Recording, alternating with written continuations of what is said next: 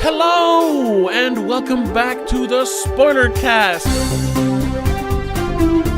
And Merry Christmas! Yay! Merry early Christmas! It's December. It's finally December. It's the 7th of December, the first Saturday of December. That means we can finally start talking about Christmas movies. Finally. And if you listened last week or whatever it is,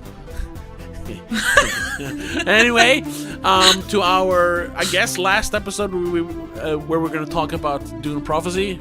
Yeah. I mean, yeah, you're gonna keep watching it, but I given up on it. So, we hinted at what we're gonna do this Christmas, and it was gonna be Christmas classics. Yes, because there's no good Christmas movie coming out in theaters. I mean, we did talk about Red One. I guess we kind of jump-started there. But I wouldn't count that as a Christmas movie. Fucking garbage. Also, I still haven't watched that one, so... No, yeah, you should never. No one should ever watch that, yeah. So this year we were like, fuck it. We're going to do Christmas all December, which we haven't done before. There's also been some other movie we have to watch. Yeah, we've always inserted. Yeah, but this year there was nothing. Nothing. Not even Nosferatu, because they removed it. It comes out in January for us in Sweden.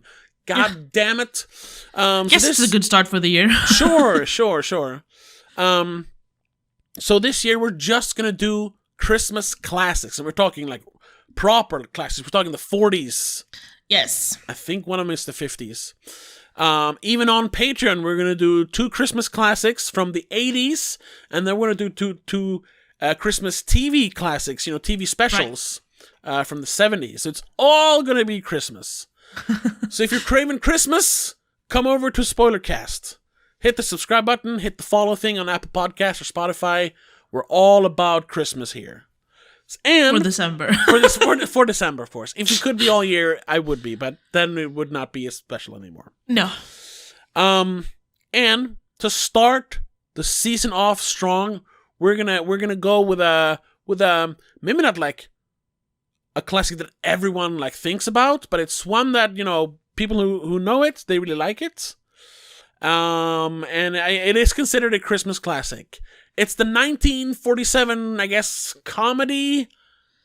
It Happened on Fifth Avenue. Yeah. Woo! Yeah. Written and directed. Directed by Roy Del Ruth. Written by Everett Freeman, Vic Knight, Herbert, Clyde Lewis, and someone else? Yeah, Frederick Stefani and Ben Markson. I guess he's just a contributor to dialogue. Well, this was in the golden age of the studios. This is when they were like pumping out. This is when it became an industry, but it was before it became too cynical. So yeah, they would just had people on retainer like, you write me a script, boy, basically. Yeah. So yeah, a lot of people involved. But anyway, Knight. Additional dialogue. What? Only the army stuff because he was in the army. I don't know. Yeah, something like that. I don't know. Anyway, the story is 2 homeless men move into a mansion while its owners are wintering in the south.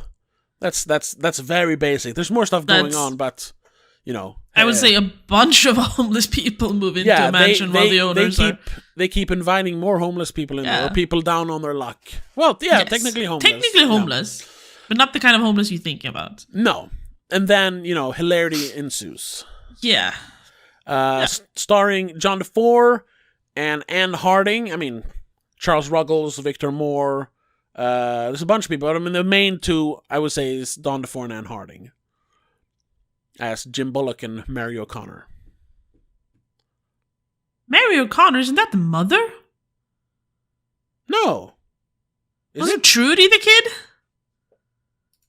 Oh yeah, sorry. You're just going off by how they're the placed on IMDb. The pictures confused me because Gail Storm looked older because it was a newer picture of her. Yeah, sorry, Gail Storm. That's Trudy O'Connor. Exactly, Trudy O'Connor and Don DeFore as Jim Bullock. 2 main characters. It was nominated. Oh, it was nominated for an Oscar. I didn't actually know that. The movie? Yeah, for best writing, original story. Okay. Sure. And whoa, the Venice Film Festival, it was nominated for the Grand International Award at Venice. I mean, the Oscars is whatever, but Venice is pretty big. That's more prestigious for us, at least. Yeah. Okay. Anyway, yeah, this is one of those Christmas classics that a few years ago, well, it's been like 10 years now, I think, maybe even more, that my appreciation for Christmas really kicked in. Like, I don't know if we've discussed that before. But like when I was a kid, every kid loves Christmas. At least if you're in a happy home, you love Christmas. Because it's presents and food and Christmas stuff on TV, candy. Yeah. Snow usually. Yeah, exactly. But then like, I think there were some dark years. Not dark for me. It was just like not like that. Not dark years, but dark years in terms of like, I didn't care about Christmas. I mean, Christmas was still like, oh, it's fun with Christmas presents and stuff, but it wasn't like I got into the Christmas spirit, like in my teens, basically. I think it was when, global warming kind of hit and the snow didn't come for Christmas as normal. Yeah. We always had snow when we were kids. But I want to remember, like, almost every year we've had snow on Christmas, even if it's just a little dusty. We've had, sure, but it wasn't the same. And we got older, so Mom didn't do the same kind of decorating.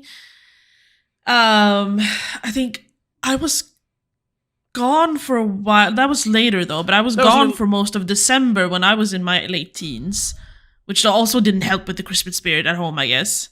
Yeah. That was the year they renovated the bathrooms as well, so it was just chaos. Yeah. Yeah, that came in like my early 20s. Yeah. Because one December, in 2013, I wasn't living at home.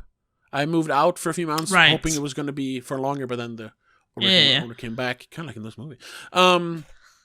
But then you and I moved out pretty much the same year. You a year after me or something? Well, I was gone for a year. At first, you were at school. But anyway, that's jumping ahead though, because that's kind of that's true. That's true. Earlier than that, like teen years for me, late teen years, early 20s. It's like Christmas, yeah. I mean, maybe we just grew up a little bit. Exactly. Christmas is for the children. But then, I think it coincided with me moving out, which is 10 years ago this year. So I was 24. It was I moved in November. It's literally just been 10 years. So it was this thing like, I decorated here, of course, where I live. But I was away, for the first time in my life, I was away. So it was a thing to come back and hang out during Christmas. Yeah. So I think it was just like, we should really like celebrate Christmas, even though I'd only been living away for 1 month at that point. So it was more, I listened to more Christmas music. I watched a lot more Christmas movies.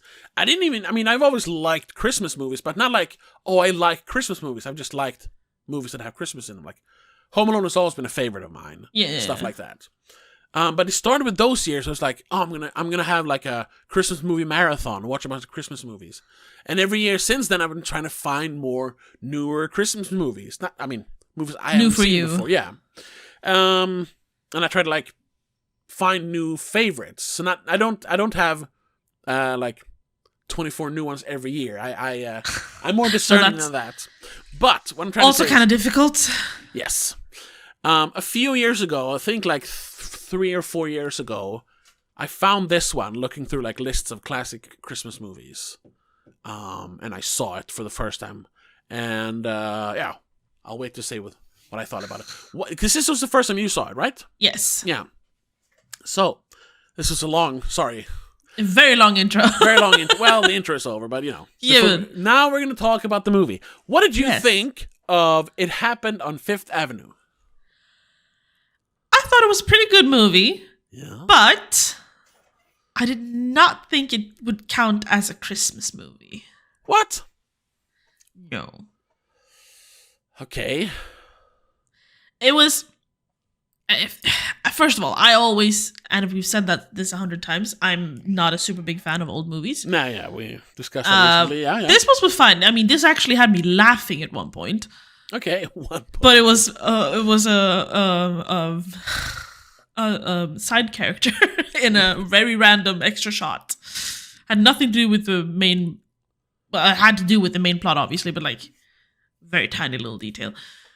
Was Was it when Mike got clotheslined and fell over? No, okay. It was when Mike went and got his homeless clothes. Oh, the whole spiel about the moths. Okay. Actually had me laughing. I did laugh one more time, but I can't remember which one that was, so it wasn't that good, probably. Yeah. But I see. For me, Christmas movies are more Christmas. It's about Christmas. It's all on Christmas at least. Okay. It needs to be more about Christmas. It's late December at worst. It could be all of December, basically. Okay. But this starts in November. There's like one scene that's Christmas, and then they have the New Year scene. Well, the thing is, the whole. No, you don't have to explain yet. Okay. We'll get to that. Okay. So for me, it wasn't a Christmas movie. Yeah, and also in that sense, the way I've set this up, I have, because the movies we're going to talk about, I've seen all of them except for one, because I wanted to pick one new, at least for the podcast. But I'm pretty sure the way we're going to talk about them is they're going to become more and more Christmassy. That's what I'm thinking. Maybe except for the last one, because that's the same thing. That takes place over several years. Yeah. But, that one I have seen, so I know. I'm aware. Yeah. Anyway, back to yours. But yeah, no, it's still a good movie. I enjoyed it. It was fun. It was entertaining. I had a little bit of issue where I watched it, but it was mainly because I had to watch it with commercials every do you watch 20 minutes? Plex? Yeah. Yeah. They have it on Plex in pretty good quality, but they have a lot of commercials. But it is free, so I don't Also, discriminate. I kept having issues with buffering for some reason, but I think that's my issue, not the website. I actually own it on Blu-ray, so. Yeah, see, I don't. And I didn't actually realize I could pay for it until I was like halfway through. I was like, fuck it, I'll just finish it here. Yeah, it's on YouTube here in Sweden. You can pay for it. Yeah. For some reason, that didn't pop up when I searched for it. Either way, I did enjoy it, but it's not one of those movies that I'm going to come back to. Okay. Not really. I was going to say, that's probably going to be something recurring in each of these Christmas episodes. We're going to talk about which are actually our Christmas favorites. Yes. Because we don't have a specific episode for that, so we're just going to talk about Christmas favorites. No, and I think we have a little bit of a difference when it comes to what's actually our Christmas favorites. Yeah. I have a set, 5 movies that I watch every year, and I have for the last almost 10 years. I have 3 movies that I have to watch every year. Other than that, nothing specific. I plan them in my calendar for when I'm gonna, so I have time to watch them. There are 2 movies that I will watch. One on Christmas morning, Christmas Eve morning, so the 24th. Yeah.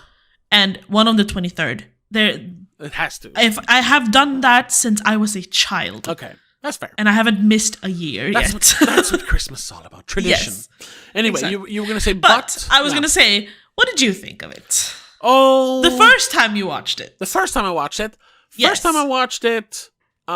think I've only seen it 3 times. Because once again, I only watch Christmas movies around Christmas. And then I watch so many movies, so usually I only watch one movie once. So I think I've seen this. This might be the 3rd time I've watched it. 3rd or 2nd? I think 3rd.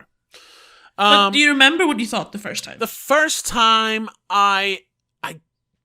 that was one of those years when I watched so many movies. I remember I enjoyed it enough. Was that the year you tried to watch 24 New Ones? I think so. Actually, 24 New Ones? I think so. Which it's too many movies. Yeah, that's too much to take in. You can't appreciate all of them. No. But I remember it was good enough that I actually saved it in my list of Christmas movies, and eventually bought it, actually paid for it. Yeah. So it made an impression. Watching it this time though, I loved it. I say this every time. I'm extremely biased when it comes to Christmas movies. I said, I gave Red 1 a chance only because it was a Christmas movie. So I am biased. For me, this is so. This is such easy viewing. It's so cozy. Yes. It's Sure. funny. Not laugh out loud funny, but it's like, oh, that kind of like, Yeah, the comfortable kind of fun. Very, very comfortable. And it has the classic Christmas movie formula where, it starts out, people down on their luck, but they're happy and whatever. And then they introduce the people who, the Grinch basically. And then towards the end everything starts to kind of fall apart, but then there's a Christmas miracle, which I guess technically happens after Christmas in this one. But it starts on Christmas. Sure. And then everyone's so happy in the end. Oh, and that, the last line in this movie, God damn it made me cry. Why am I blanking on what the end was? What the last scene I remember is them sitting in the restaurant and fighting. Yeah. What happens after that? Why is my... Well, after that's... Are we going to go into spoilers already? No, we don't have to do that. No. I just... my mind just went blank for some reason. The last line is, though, there's no names mentioned, so I can say it. It's, remember to... remind me to board up the plank in the front yard. Because next year, or in the backyard, because next year, he's coming through the front door. And I was like, oh! And then we see, the guy walking away. And I was like, oh my God. His heart grew 2 sizes that day. Basically. No, on a completely, objective point of view, it's not the greatest movie. It's a good premise that, meanders a bit. And it's like we said, very, very formulaic with the the Grinch character who he not hate Christmas, but he's all about the bottom line. Oh, money here, money this, money that. He doesn't care about the joy, of giving, so to speak. Yeah. And there's no standout performances really. No. I like Victor Moore, who plays Aloysius T. McKeever, and I think Gail Storm as Trudy O'Connor's good, but that's about it. But like I said, because it is a Christmas movie, I love it. This is it's a 5 out of 5 for me. Oh my God. A Christmas movie has to be really bad for me to give it a bad score. Sure. But and also because it is it's old, so it has that nostalgic feeling, even though it's not even too old to be nostalgic for you. Not even our parents were born back then, so it's not like it's actually nostalgic. But you know what I mean? It has that. Yeah, it was a better time. Olden days, yeah. Yeah, when bums could just walk into mansions and live a life of luxury for a few months. That's the thing I did like about this movie. The premise is really good. Yes, I agree. That is it's very clever in a way. Yeah. Like the whole, rich people don't spend their entire year in the same house. When it gets cold in New York, of course you move south. Yeah, exactly. Go to fucking Florida or something. And that's when Aloysius T. McKeever, Victor Moore, he has like a system figured out. Yeah. So he is technically homeless, but starting out in November, he moves into the O'Connor mansion. In New York? Yeah. And lives there until mid-March when they are about to come home again, because they have their schedule. Then he moves out and he goes into the Guggendorf Manor, because they move out. You know what he does? He goes back. He goes to their to their summer house. Right. Because he does have. I think he mentions that he has a key to some other place as well, just because. But I think that's like a safety, right. just in case kind of thing. Just in case, yeah. And he has this whole... Like in this case where, he almost gets caught. Yeah. So, he's technically living in the O'Connor's house. He's just swapping with them. Living there when they're not there. Yeah.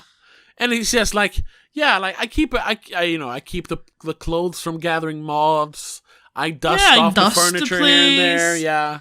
And keep it warm. the food he takes, because of course, it's a little unrealistic that they have like a fully stocked pantry.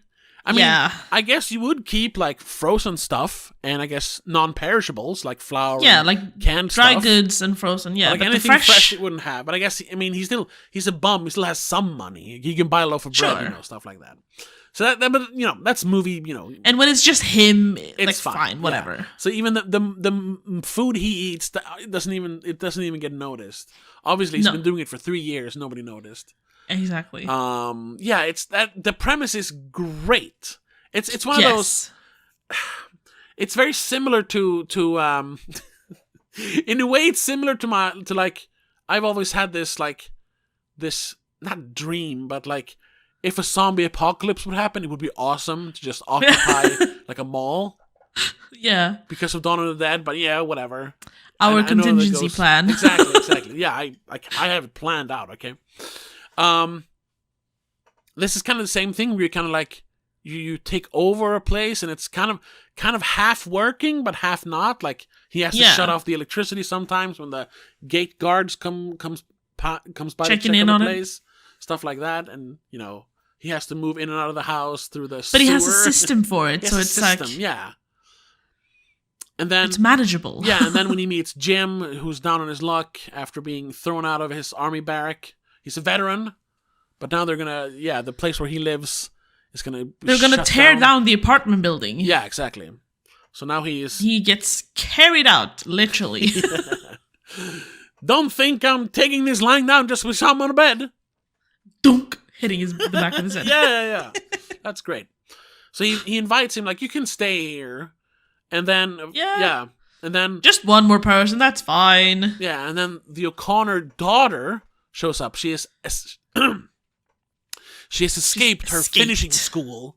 And what's a finishing school? I'm not sure exactly what a finishing school is. I get it's a kind of boarding school, obviously, but like it's one of those girl schools where like we're gonna make you a proper lady, basically. Oh, how to sit proper and to speak proper and walk straight. Finishing school. Keep your chin 90 degrees. Something like that. Yeah, exactly. It's a girls' academy. A finishing school focuses on teaching young women social graces and upper-class cultural rights as a preparation for entry into society. The name reflects how to become a lady. Yeah, the name reflects the fact that it follows ordinary school and is intended to complete a young woman's education by providing classes primarily in deportment, etiquette, and other non-academic subjects. Yeah. How to become a good housewife to the rich. Well, not even that, I think. It's more just being a high society lady. Yeah. Sure. Because if you're rich enough to go to finishing school, you don't have to be a housewife. You have staff for that. Yeah, I mean, housewife is just someone who's a wife and lives in the house. Sure. Stay-at-home wife, then, I guess. Yeah, exactly. A wife. But she says, "I finished." Yeah. And she runs away. Yeah. She wants to live, a life of her own. And at proper first, life. Yeah, exactly. So she goes to the mansion to pick up some clothes, and that's they run in. She runs into Jim and McKeever, but she doesn't want to give away who she is. For some reason, maybe she's just afraid she'll be brought back to the school. Yeah, or was kind of that, but they weren't like super clear on it. Or that if they find if they find out that they have been found out by one of the O'Connors, they're like, "Oh, our jig is up," and she doesn't. Yeah. She immediately kind of like, I don't want to send them away.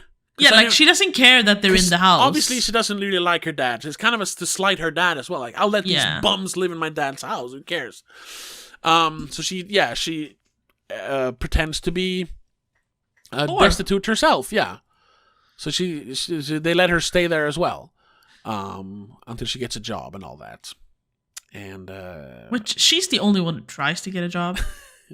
Well.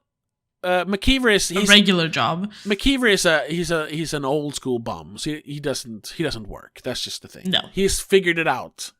Yes. I guess Jim is a veteran, so he gets whatever it's called, benefits. He has alimony. Yeah, I don't know what to call it. They never really talk about him not having money. It's just that he doesn't have a lot of money. That's the thing. Yeah, and they can't afford an apartment in New York. But he has money. I think. Yeah, because they do all chip in the end. Yeah, exactly. The little project. Yeah.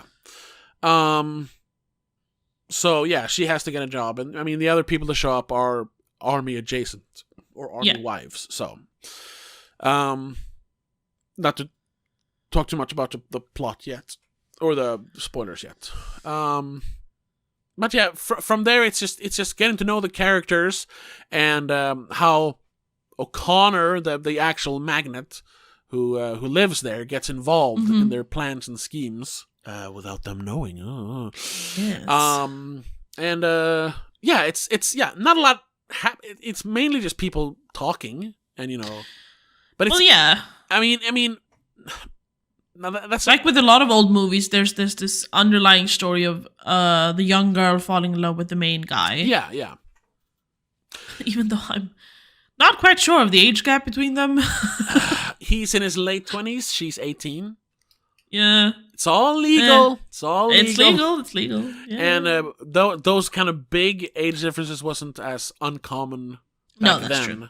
And I mean, especially not in movies. I guess they're kind of coming back nowadays. Because there's so much talk about grooming and stuff, At least if you're in the... Sure. Because we talked about that when we talked about our YouTube commentary stuff. Blabbered on. How everyone's a fucking, groomer. Or...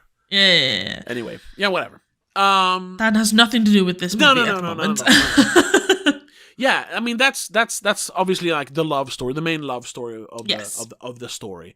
Then Trudy and Jim, and then or Cookie as he calls her. Yeah. Also, great. I don't know if that's the official explanation, but why men would call their wives or girlfriends sugar. I mean, you also think, sugar because it's sweet, honey, sugar, whatever. But they explain it here like, why does he call you sugar? And this is because during wartime, they had to ration sugar. It was hard to come by. It was special. Yeah. Sugar was special. It was unique. I was like, so cupcake and cookie and stuff like that is also something it's a treat. Yeah, I don't know if that's where it comes from, but that's a great explanation for it. It makes it sound less terrible. Yeah. Because otherwise it kind of sounds terrible. No, you're just sweet. You're cute. Yeah, but it's just, I don't know. It's like in modern day movies when the guy is maybe a little bit of a sleazebag, which I'm sorry, but all guys in old movies are a little bit sleazy. Okay. So when the guy's a sleazebag in modern movies, he calls his girlfriend by a nickname because he can't remember her real name. Okay. But then if it's supposed to be like a sleep, it's usually doll. Listen, doll. That's true. But someone says doll in this movie. Yeah, I mean, it might have been Mike to Mary, but I'm not entirely sure. It is still a term of endearment, Sure. But it's like in Swedish, we people call their wives usually kärring, which I don't know how to translate that. Well, yeah, you kind of no. It's a word. It's kind of a term of endearment because it's done with like a twinkle in your eye. And if you drag it out, it becomes kärring. Like that's where it comes from originally. Basically. Yeah, the way we use it now, though, it's basically calling her a bitch.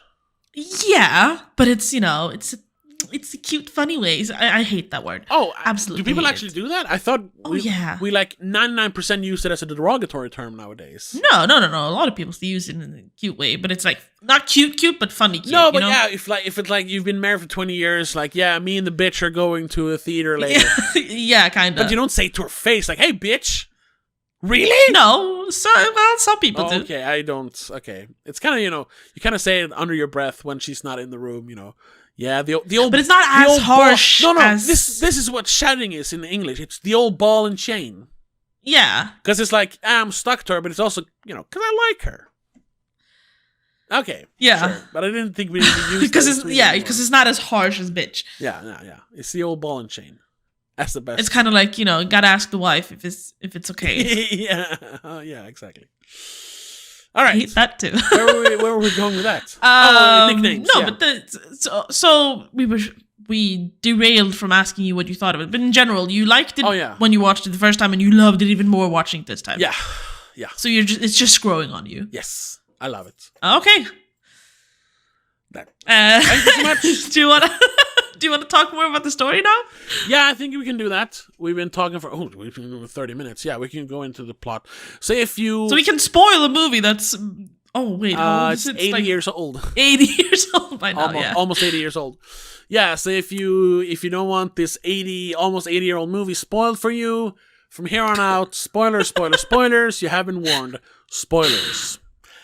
Now, No one dies in this movie. Damn it!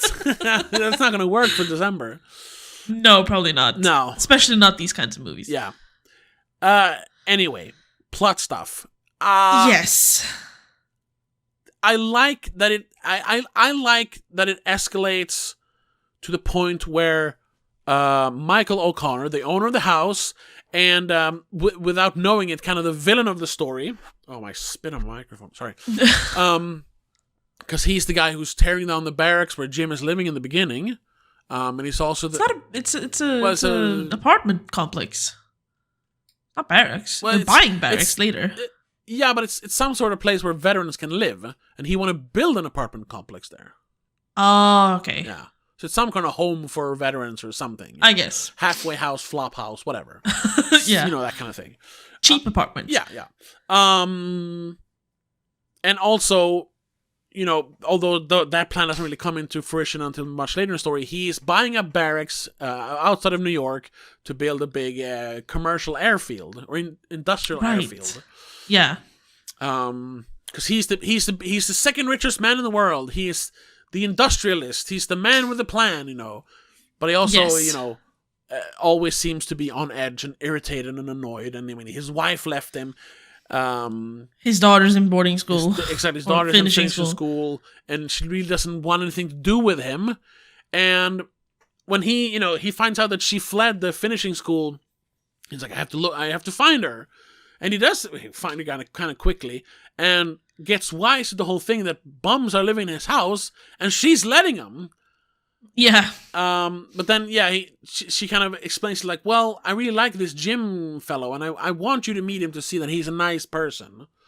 But you can't let him know you are you, because then he's gonna hate you. He doesn't know that she's she either, because she's scared he's only gonna go for her money then. Which is another nice twist, that this isn't a woman going after a guy's money. It's a woman being afraid a man is gonna go after her money. Yeah. Oh, okay. But yeah, so they dress up Michael O'Connor as a bum and calls him Mike, and they invite him as well. And it's the classic, the rich guy in his own house being treated like, well, you're the last one in, so you have to do the dishes now. McKeever, who's like the man of the house now, tells him, you have to do the dishes. It's almost like reverse roles. But playfully. He gets set up in the butler's quarter in the attic. Yeah. With a broken bed. Yeah. He has to do the dishes, and then Mr. Aloysius T. McKeever has taken over his bedroom. Yeah. And at some point, I'm a little fuzzy on the details, but at some point, Trudy invites her mother to live there as well. Yeah, see, her dad, Mr. O'Connor, says you have 24 hours before I tell them everything. Them out of there. Yeah. So she calls her before mother. I tell them everything. She calls her mom and he's unreasonable, me, and she meets her and she's like, well, yeah, I can tell you're in love. I want to meet the guy. Well, I guess you have to do what Dad does. Let's go play poor. Yeah. And then they have to pretend, obviously, that they're not married or not divorced. Not known. Yeah, exactly. And it's through all this that we find out, because O'Connor still kind of conducts business, and they think he's just being crazy. He's delusional, which is kind of funny. Locking himself in the icebox and making calls about stocks. Yeah, that's funny. But then the movie evolves into them. First of all, O'Connor kind of realizing there's more to life than just money. Yeah. Classic. I mean, nothing new there, but classic Scrooge story. Yeah, exactly. But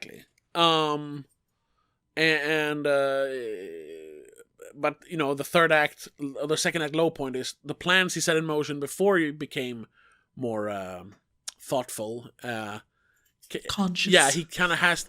His stubbornness comes back, and he kind of has to defend them. Well, I already bought the barracks. Shut up, Yeah. Because Jim and his friends, we didn't really talk about, because they're not really characters.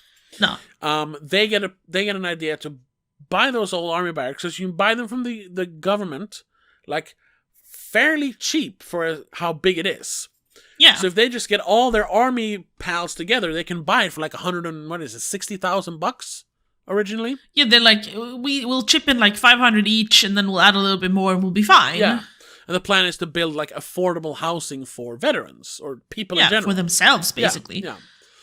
But that's the same barracks that O'Connor has bought up as part of building the airfield. Yeah. So then, but then he's just like, well, the airport that looks suspiciously a lot like LAX, but yeah. So then he also, for some reason, he seems to like Jim, but at some point he's like, no, I don't want him to marry my daughter, even though he gave his blessing with the whole baby thing when they do the switch up with the baby. He's like, get him a job somewhere out of the country and tell him only single men can get the job. It'll be well paid, but he can't marry my daughter. It's like, but why at that point? Well, I think he only gave the blessing really because he was like, well, if there's a child in the picture, right. Of course. Okay. Because when he says it, he thinks the baby's hers. Yes. Even though he's doing the math in his head. It's like, it's not really adding up, but sure, whatever. If it's her baby, it's her baby. Yeah. Like, I can't expect her to take care of this child on her own. So yeah, sure. Marry Mr. Jim Bullock. I just kept hearing bollocks, but sure. Yeah. But then when he realized, it's not her baby, she doesn't have to marry him. And I have to give up on my plan if he is to do the good thing he wants to do. True. I don't know if I want to give up on my plan. This will make me a lot of money. Yeah. I think that's the issue. He's like, I don't know. But I already had this plan. Yeah. I don't want to ruin it just to make my daughter happy. But then during his time in the house, like we says, he grows more, empathetic to the point where him and his wife are like, why did we ever get divorced? And he's like, well, I never wanted to. And we kind of find out through this, obviously, that he's a capitalist, but also that he seems to neglect his family, and that's why it's kind of broken up. You can kind of understand why Trudy is willing to like run away and just kind of forgo Daddy's money because she gets a job in the music store. At the music store, we do see her work there, so obviously she keeps working there. I like how her mother, Mary O'Connor, kind of says it when she talks to Michael about it. It's like, well, maybe our relationship needed some fidelity. He's like, what? What do you mean? I was infidelity? I wasn't an infidel. Yeah, something like that. Was unfaithful. She's like, well, yeah. She's like, well, yeah, you were, because you had a better relationship with your money than with exactly. me. So you have that whole thing, but then it was a very good explanation. Yeah, like, you were cheating on me with money, with your work. Yeah. Exactly. Yeah. And I think that's a good evolution of the plot there. And then of course it kind of falls apart, and he comes to his senses then, and he gives the army guys, Jim and his friends, he basically gives them the barracks. They never mention any money. Maybe I don't know if they got it for free. I don't know. Hopefully that doesn't really matter though. And then, of course, he gives Jim the blessing to marry his daughter, and everything is fine. And in doing that, exposes himself as O'Connor. But I mean, since he kind of gets involved on the veteran side of them being screwed out of the barracks, so he sees it from their perspective, and he even joins in at throwing tomatoes at who they think is O'Connor, which is one of his. You can almost see how he's like, "Ooh, this is kind of fun." Yeah. And he first like, I don't know, yeah, fuck it, and he chucks one, hits him right in the face. It just keeps going. Yeah.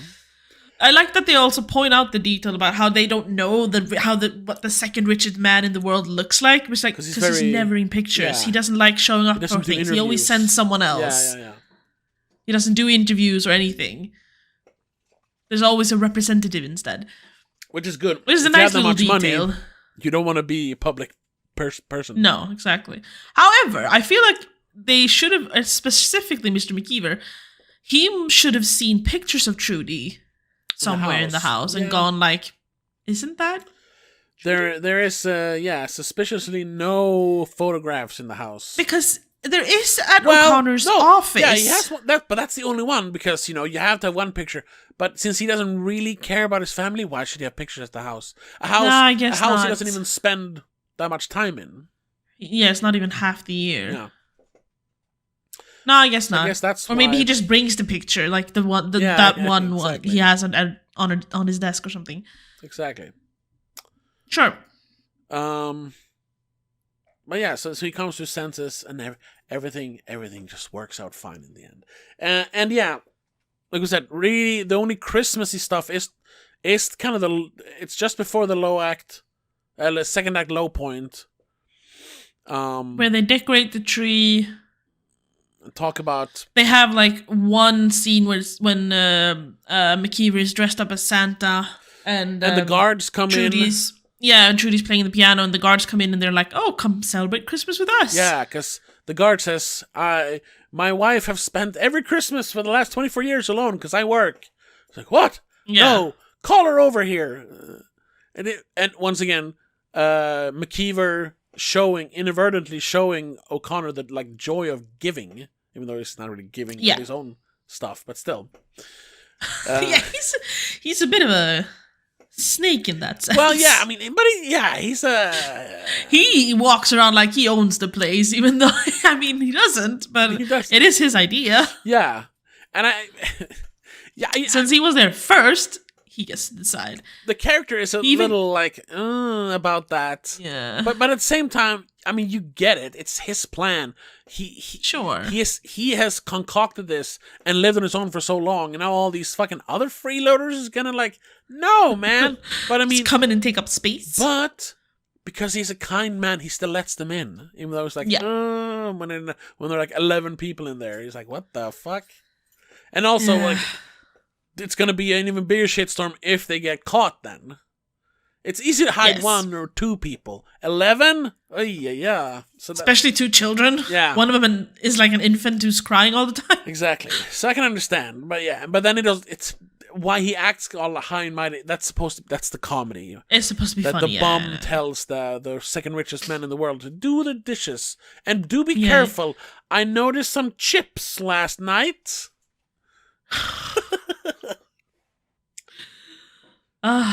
Yeah.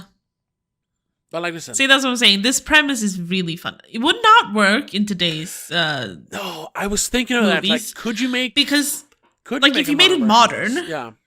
No, there would be security cameras and shit. I guess. However, I did find that there was a modern version in it was called something else. Hold on. In 2021, I think. Okay. I haven't seen it because I just found out now. Fifth Avenue. It's kind of like the effect of Home Alone, where like the original 2 movies work because they don't have cell phones, really. Exactly. Like kids don't have cell phones, at least, and like you don't have too much home security systems. There's no cameras, but in the later ones, where like, yeah, they have like all kinds of gadgets and cameras and shit. Like it shouldn't really doesn't really work the same. There was a TV movie in 2021, I think. I don't know where it came out. There's a picture that says people made TV movies in 2021. Oh no, yeah, there are TV movies being made all the time, Rebecca. Technically, Hallmark movies are TV movies, but now they have their own but channel. they're also on the Hallmark streaming channel. Yeah, exactly. But anyway, to me, that's like TV movies are streaming movies nowadays. Yes, but that format still exists. Sure. But yeah, it's called Christmas on Fifth Avenue, and I mean, it's not exactly the same thing, but it's hopeless romantic Ava Jordan decorates a spectacular Manhattan penthouse for Christmas and brings moody writer Lucas Blade some joy for the holidays. I will admit, though, the first time I read that, I read homeless romantic Ava. So, and I was like, okay, that makes sense. Yeah, but now maybe it isn't that close. I don't know. But I mean, Christmas on Fifth Avenue. It comes up when you search for it happened on Fifth Avenue, and it's called Christmas on Fifth Avenue. I mean, they have to know that they're... It's referencing. It's going to be linked to, yeah, exactly. But this, like you said, the story doesn't sound at all like. I guess. Is the moody writer homeless? Is that why? Is that the connection? Or is it that she's like a maid and the family's left for the Christmas? Or, I don't know. Maybe that would make more sense. That could be. Hold on. Let's see if there's a like trailer for it. We won't do a trailer reaction. No. Just I'll cut that out. Where are we? We're at 44 minutes. Here's a trailer for it.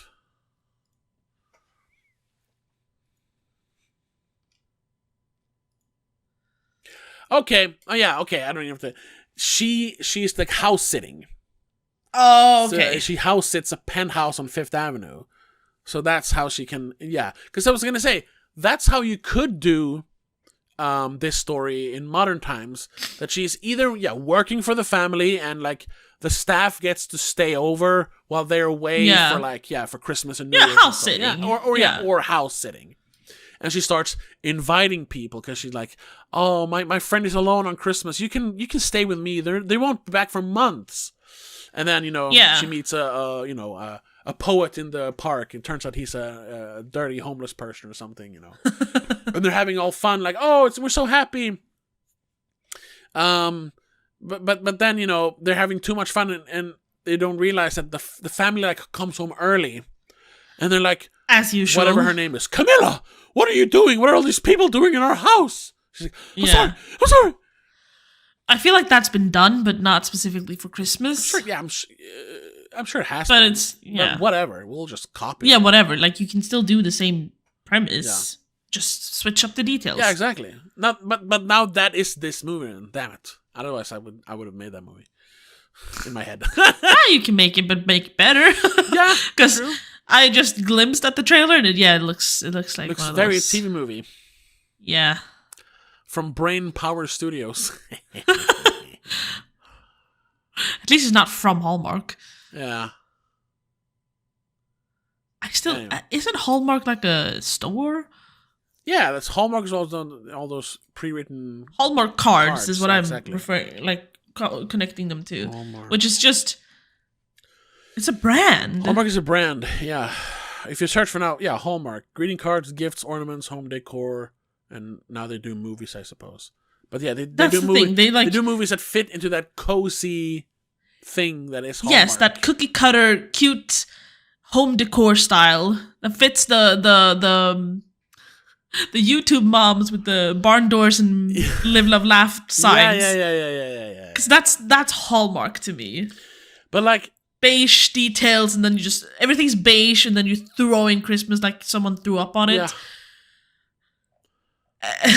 And tacky signs and barn doors. You have to have barn doors. Just looking at the Hallmark, not the Hallmark channel, but looking at Hallmark.com, and all that. Of course, they have a lot of Christmas stuff now. It looks so nice. Because I like that aesthetic. I love for Christmas. I love the little like the Gilmore Girls kind of town, whatever that's called. The kind of Midwest town at fall or winter. Everyone has a cozy old like 1800s house. It's like a little cottage. It's always sundown or sometimes night, but it's always snowing. There's a Christmas market going on and a Christmas tree. The markets. Yeah. Everybody knows each other. You know why? That's because that's Christmas in an essence. Yes, because that's what it is. It's going to the Christmas market. It's having a tree and decorating it. It's having lots of friends over every night, just like drinking mulled wine or hot chocolate. It's doing those cute little cozy dates, going at ice skating or something. I mean, like sitting by the fire, reading a book or playing board games. Yeah, you know what it is really. Like that's all the stuff.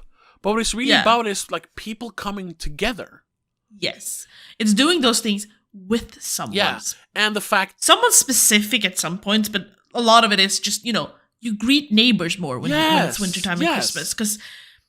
It has to do with back in the days when you didn't have electricity and streetlights, when you were out in the dark and everyone was with a lantern, you said hello to make sure that people knew you were you kind of thing.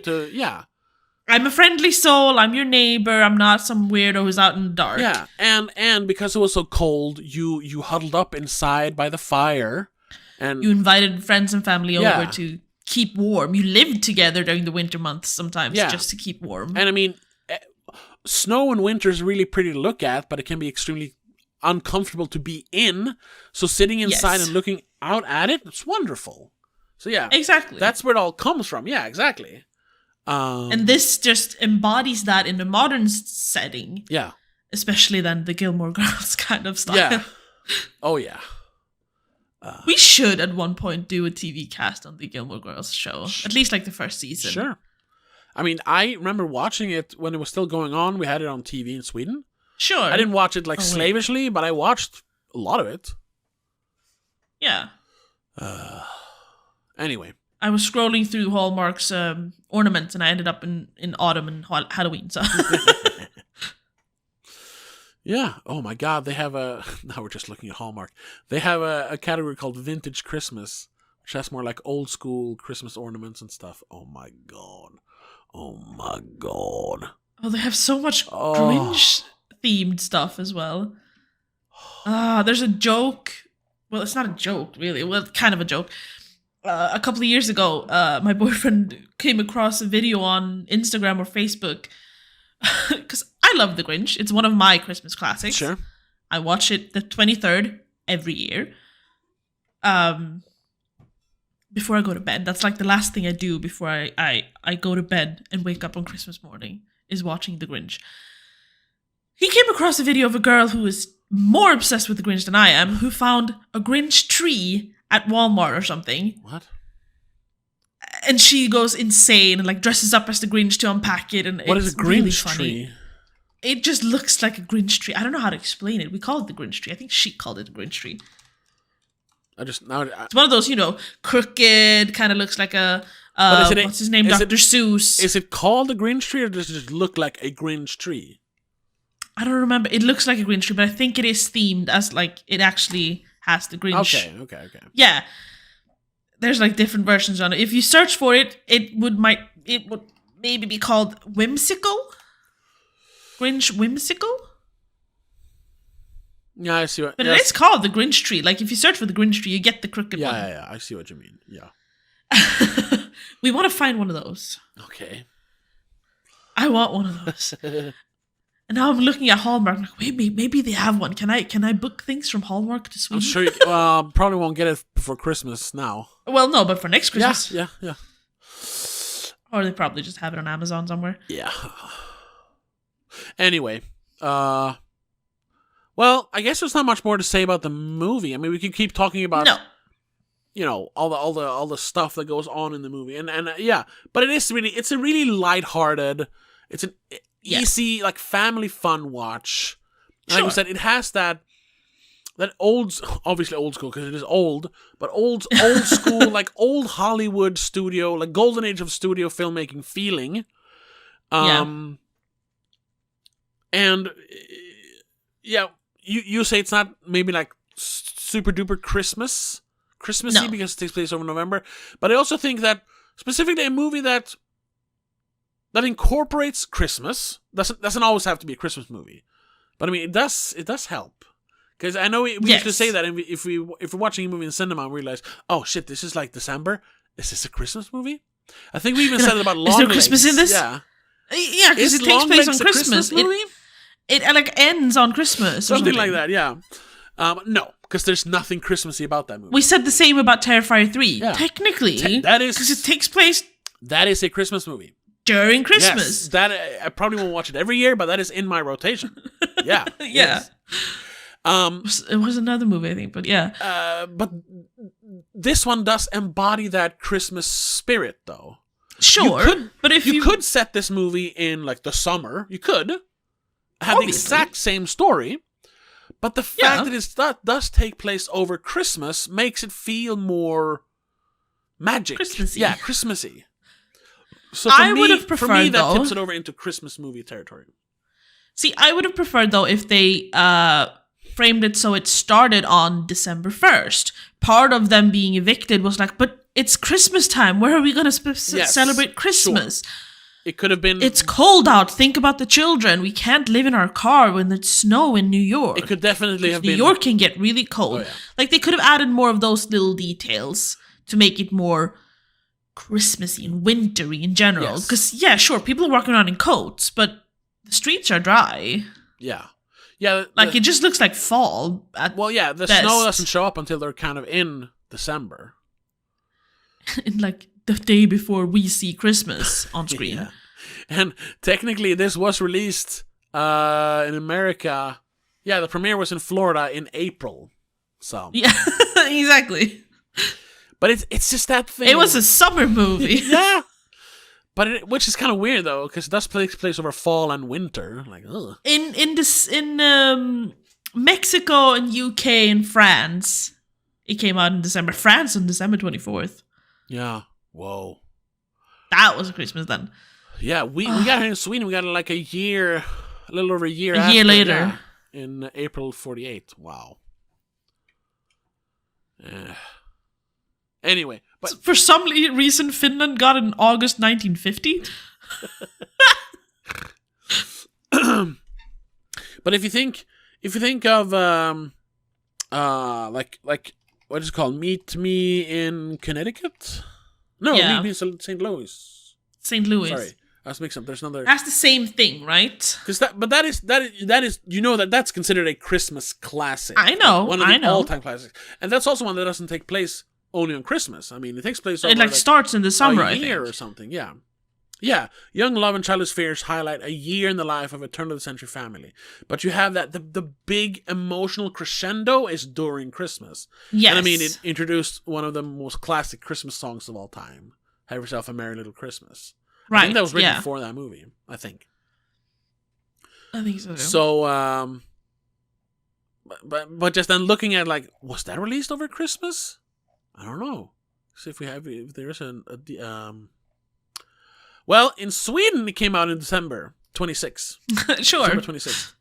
In America, yes, the premiere was in St. Louis. Hey, in late November. Okay. The I guess New York premiere was in November 28th, 44.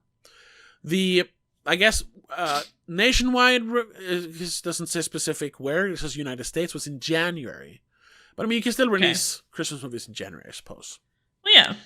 But yeah, and then something like more modern. Was Home Alone released in the winter? I think so. Because that one is like it takes place literally over the Christmas weekend. Yeah, like we were considering watching the first Home Alone movie before November ended, just because we wanted to get in the Christmas spirit. But I said no. No, I'm gonna December 1st. We can start with the actual Christmas movies. But I think people consider, because it's like the grace period between Halloween and Christmas is November, and I mean depending on where you are in the world, of course. America's got Thanksgiving in between. Sure, but I mean Thanksgiving. I just rewatched some Friends episode the other day, and there was an episode that takes place on Thanksgiving, season 4. The one where Chandler's in a box. And during Thanksgiving dinner, they discuss what they're going to do for Christmas, and they even start exchanging Secret Santa, the thing, you know.